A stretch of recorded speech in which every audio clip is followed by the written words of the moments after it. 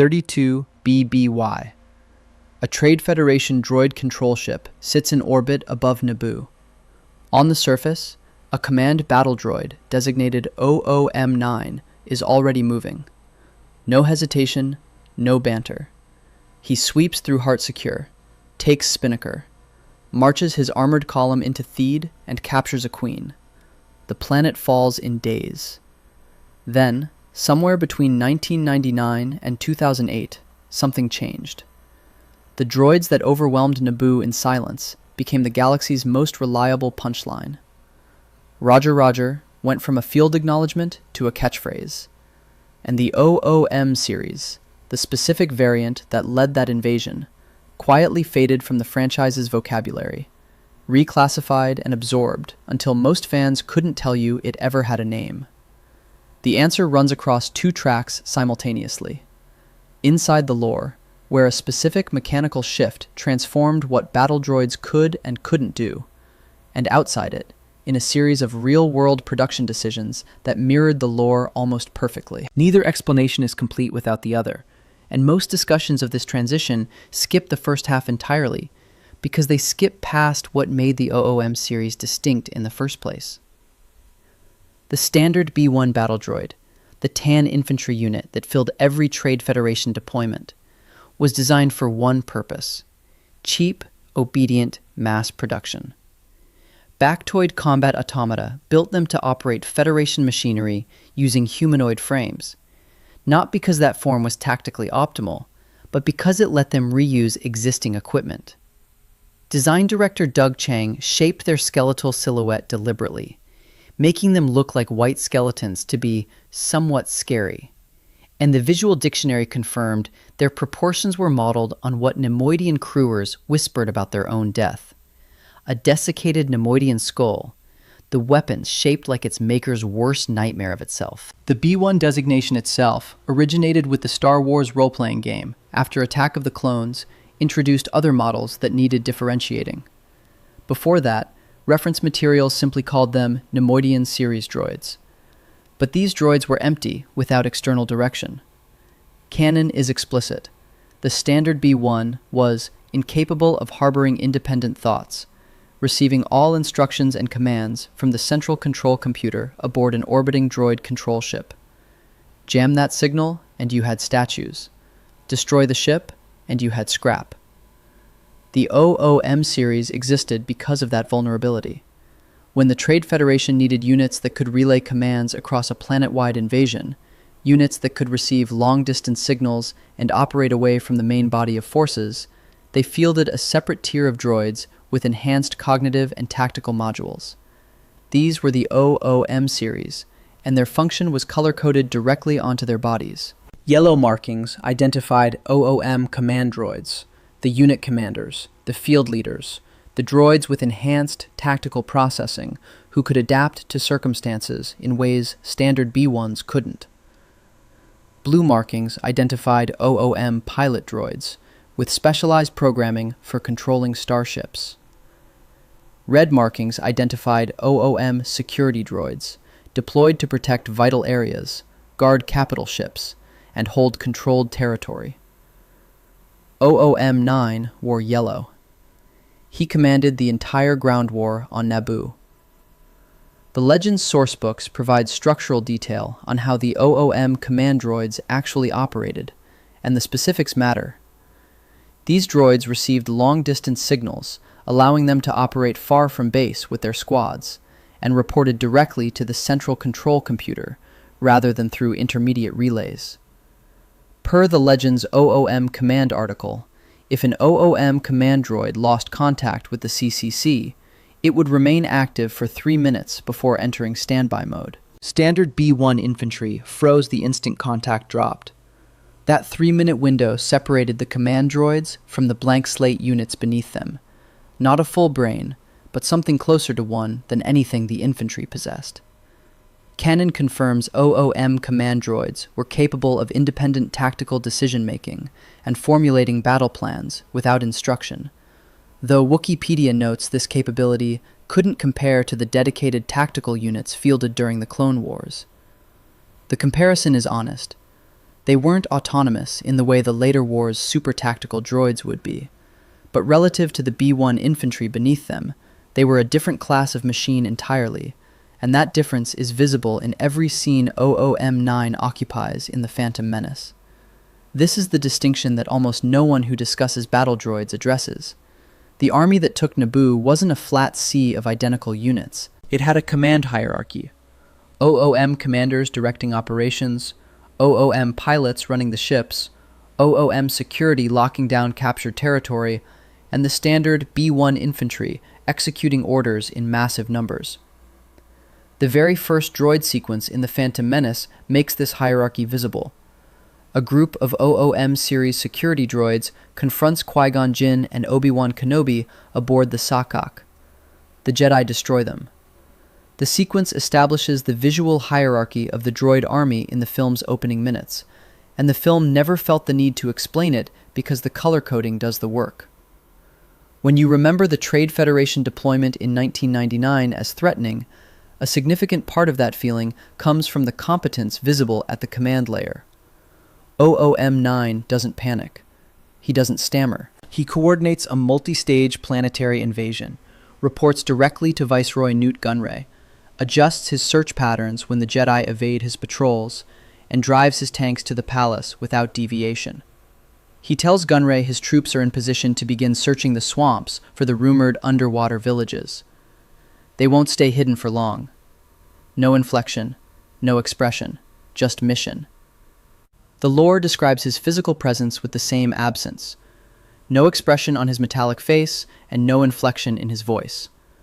And those two qualities were the point. The mechanism that ended all of this runs through a single event at the Battle of Naboo. Anakin Skywalker, age 9, accidentally destroys the droid control ship. Every battle droid on the planet immediately freezes mid-movement.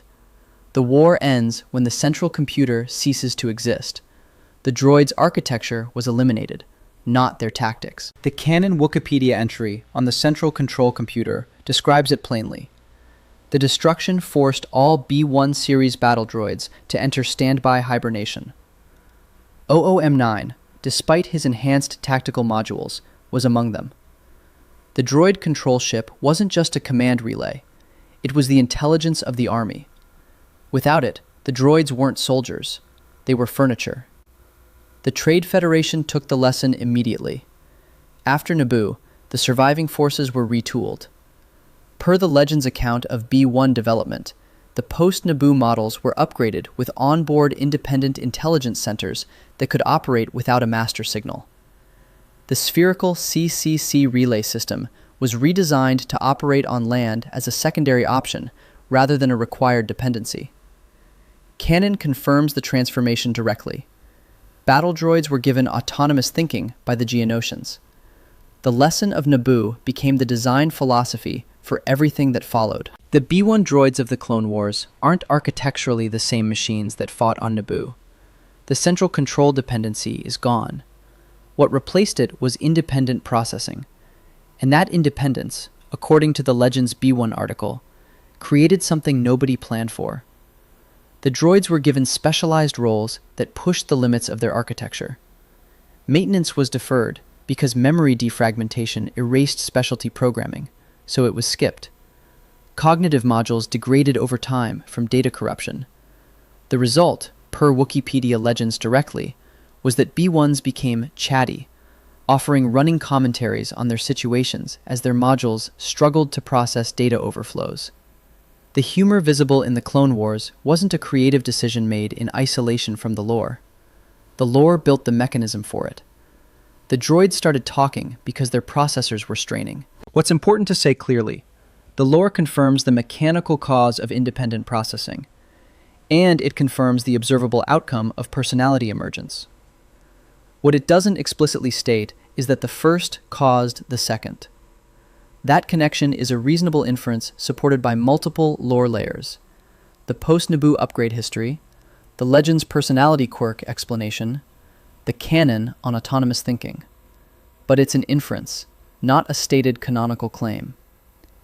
The architecture enabled personality. The droids found their way into it. Now for the real-world side of this. and here the common account goes wrong in a specific, correctable way.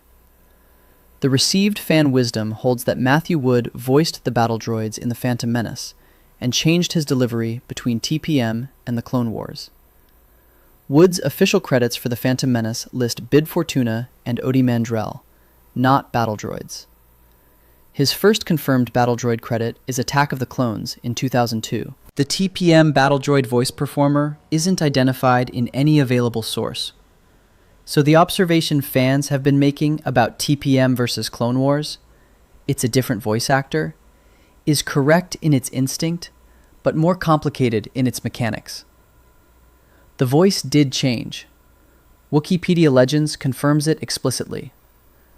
The voice varied between units around the time of the Battle of Naboo, and at some point during the Clone Wars, their voices were uniformly changed to a more high-pitched version. That's the in-universe acknowledgement of a real-world production shift. The actual history is a three-step evolution.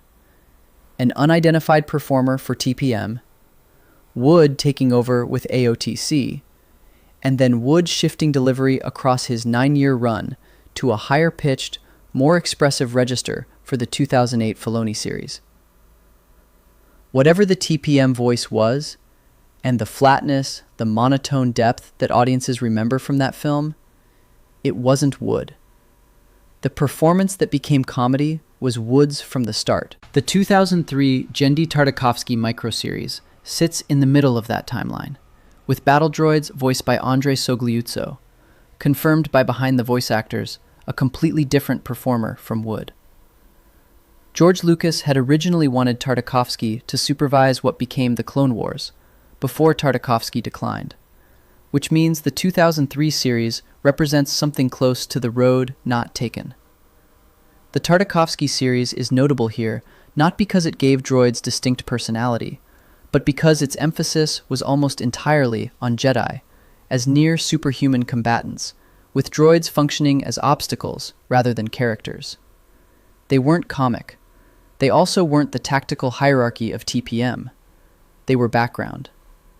The 2008 Filoni series premiered on October 3, 2008, on Cartoon Network, and immediately became the network's most-watched series premiere ever for an original series among tweens aged 9 to 14.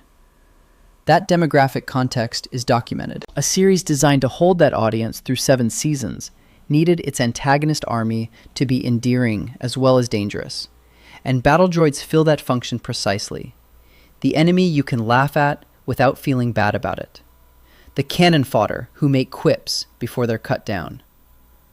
Whether that was deliberate creative framing from Filoni or an emergent quality of the format, no confirmed public statement from Filoni or Lucasfilm specifically explains the tonal choice. Unintentional or not, the lore had built the architecture for that emergence years earlier. The Legends B1 article describes what happened to the droids as their programming degraded and their autonomy increased. Many older droids developed personality quirks and a tendency to excessively comment on their situations in an attempt to handle the data overflow that had strained their inadequate logic modules. The direction is clear. B1 droids that didn't receive regular memory wipes, and the B1 production model essentially guaranteed this, because memory defragmentation erased specialty programming they needed, developed persistent patterns, preferences, habits, running commentaries that weren't in the original code, fear responses, complaints about expendability that imply an awareness of their own expendability. The Clone Wars gives you B1 droids that hesitate before confusing orders, make observations about their situation that suggest awareness of their situation, and process the odds of survival and apparently find them poor. None of this was framed as tragedy in the series. It was played for laughs, and it worked. But the underlying mechanic is the same one that makes R2-D2 feel like a character rather than an appliance. These droids had been running without memory wipes long enough to accumulate a self. The OOM designation, meanwhile, didn't disappear from canon. The title of this video says erased, and the actual history is more precise. The Rise of Skywalker Visual Dictionary in 2019 reclassified the OOM-Series as a mark of the B1 line. The 2019 consolidation absorbed them into the B1 classification as a variant subtype, the same classification that houses all the standard infantry. The older Complete Visual Dictionary had framed OOMs as predecessors to B1s, implying replacement. The newer reading says they were always the same family.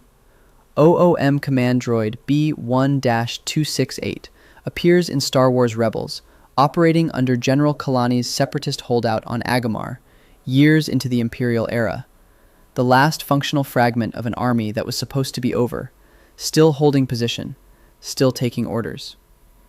Matthew Wood reprised the battle droid voice role in The Bad Batch. The OOM designation survived. What was lost was something less tangible and harder to restore: the visual language of command. In The Phantom Menace, you can read the hierarchy of the droid army across a single frame. Yellow markings mean tactical authority. Blue means the ship has a crew that can think. Red means the area is secured by something more than standard infantry. The army has a structure, and the structure is legible. OOM-9, observing the battle through electrobinoculars from his armored assault tank, is a figure of competence. Not because he's brilliant, but because the film treats his presence as meaningful. He's a commander, and commanders decide things.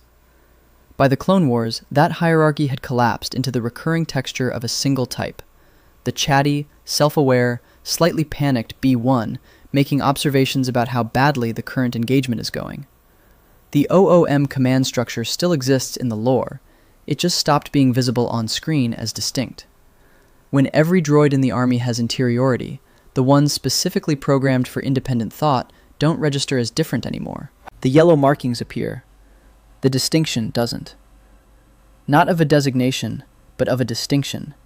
That's what was actually erased. Two things happened to battle droids between 1999 and 2008. They became funnier, and they became real. The first is a fact about tone, a production shift driven by format, audience, and a voice delivery that evolved across a decade of animation. The second is a fact about lore, an architectural change confirmed in canon, with consequences the franchise itself built the machinery for. And the question the Star Wars universe never fully answered is whether those two developments were always going to happen together. Whether giving droids autonomous processing and deploying millions of them in a 3-year war without memory maintenance was always going to produce something that looked less like a military asset and more like a population that knew it was losing. The Trade Federation built an army that couldn't think. The Geonosians taught it to. Nobody anticipated what it would choose to think about. The galaxy got something in exchange for its scariest soldiers. It watched them wake up. And somehow, that was worse. Subscribe for more stories like this.